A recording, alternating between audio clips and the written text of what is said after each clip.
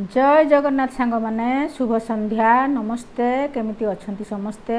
आशा करुछि आपण माने समस्ते बहुत भलरे थिबे एवं खुशी रे थिबे मु मध्य भल अछि। आज पुणी एक नूतन कविता जन्म माटीर कथा ताहले आसंतु मु पढ़ी सुनाउछि मोर से कविता जन्म माटीर कथा।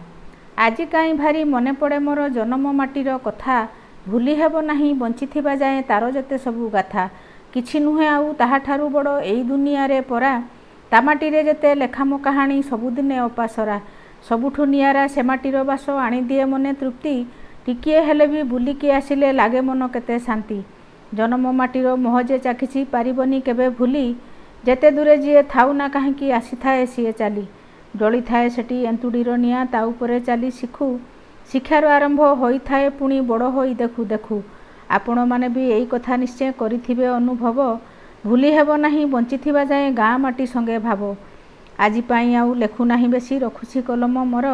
शेषरे समस्त सांग मानकु मो जणाइली नमस्कार।